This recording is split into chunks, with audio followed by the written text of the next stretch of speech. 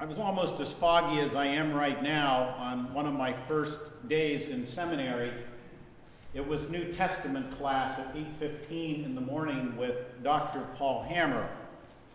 And I was not very awake, and I heard him start to talk about parakeets. I thought, wow, that's interesting. Parakeets. I didn't know Jesus had anything to do with parakeets. So I actually woke up a little bit and began to listen a little bit more carefully, and I understood that he was not talking about parakeets. He was talking about paraclete. Paraclete. Well, I didn't know what that was either, but it turns out that it's a Greek word that translates to advocate, or standing beside you, or sitting beside you, or speaking up for you. And in the 14th chapter of John, it's most often translated as Jesus sending the Paraclete, which we talk about as the Spirit, to be present with us in Christ's absence from us. That was the Paraclete. And I began to think about that. I began to think about that this is not necessarily just about you and me. But this is something bigger than us. This Spirit, this Paraclete, moves through us, moves through our community and into the world. My experience is that far too often we as church underestimate the impact that we can have on the world. We tend to think that the problems out there are intractable, that they can't be solved, or they're too confounding for us.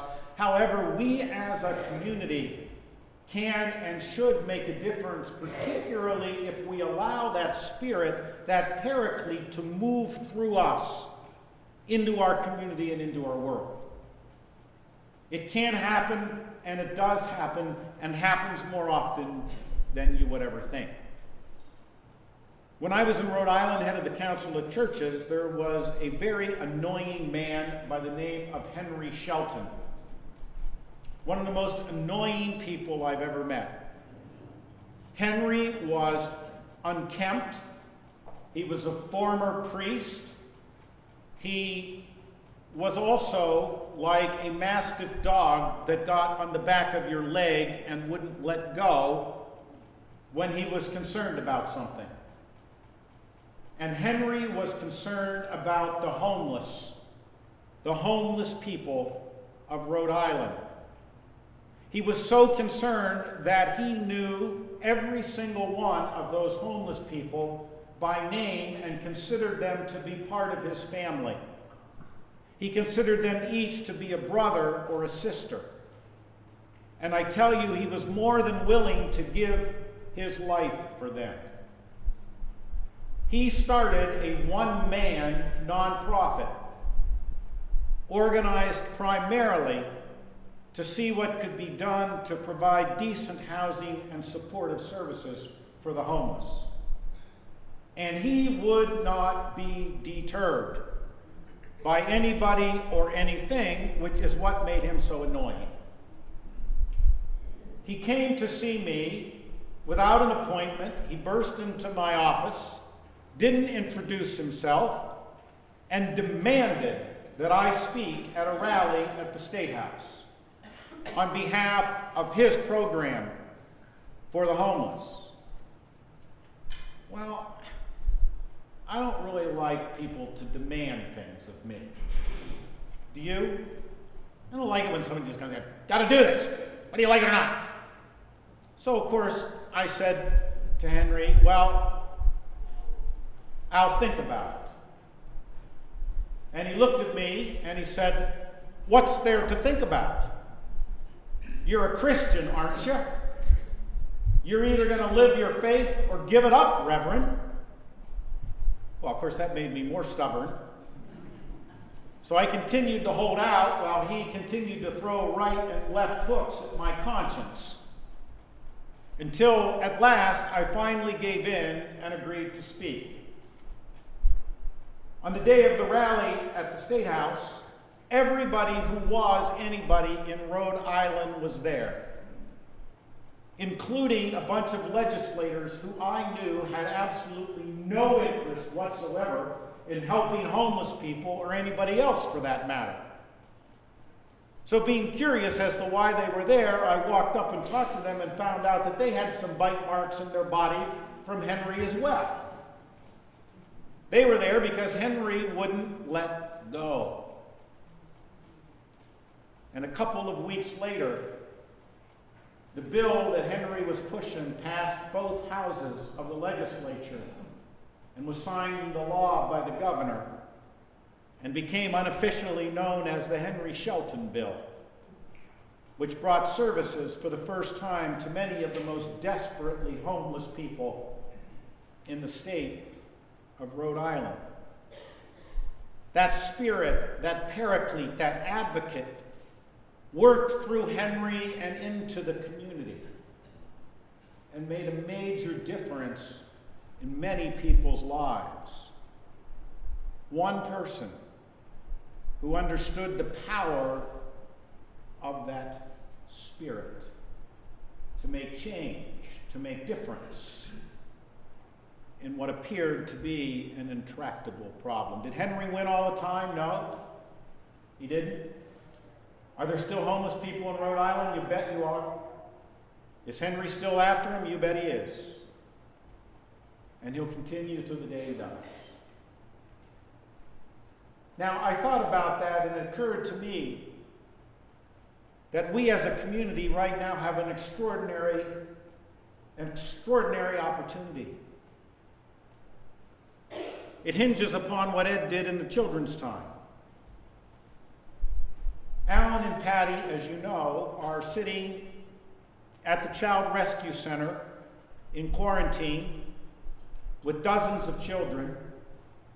Mercy Hospital, which is on the same grounds, has been closed for 25 days by order of the government because of the fact that Ebola found its way into Mercy Hospital, which means that Ebola is right on Patty and Alan's doorstep, literally.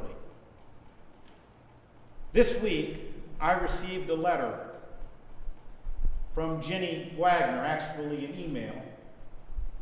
Ginny runs the Child Rescue Center program helping children worldwide out of Virginia that supports Alan and Patty and those ministries over there. And I want to read you the email she sent me. It says, Dear Reverend Holt, as we discussed, Alan and Patty Morrell recently came up with a very creative and impactful idea of offering radio programming to the community of Bo, Sierra Leone. Alan envisions a community-wide plan to provide a hope-filled education and outreach radio program that would include storytelling, good news, academic training for lower primary, upper primary, junior high, and high school students, including academic games and contests, and call-in participation dealing with uplifting matters. And here's why Alan's recommending this. Jenny says this is a very difficult time for all families in Sierra Leone.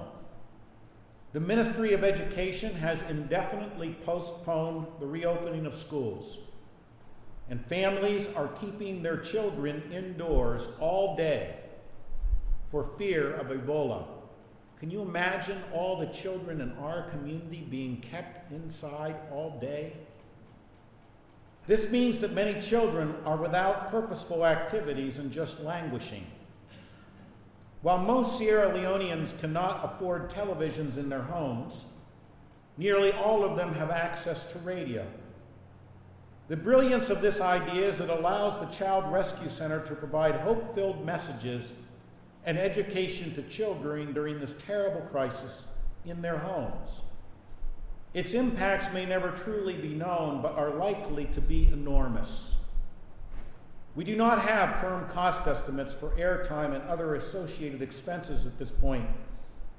However, we are expecting that it will cost about $2,000 a month to run the radio program. We are truly grateful for any support that Osterville UMC might choose to provide. God bless you, Ginny.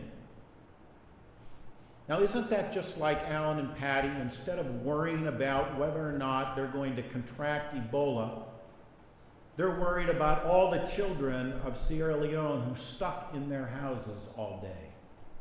Amazing. I think we might be able to provide a month or two of radio programming. What do you think? I think we can do it. Are you feeling it?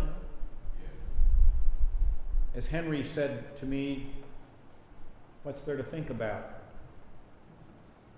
We are Christians, aren't we?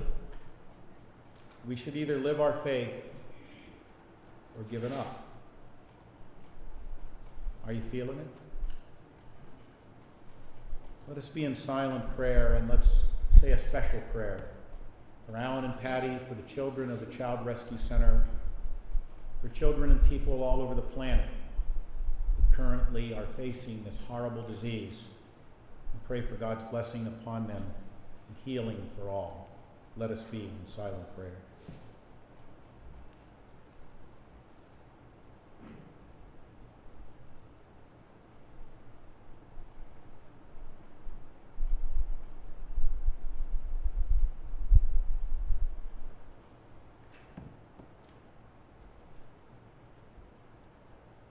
Jesus said, "If you love me, keep my commands.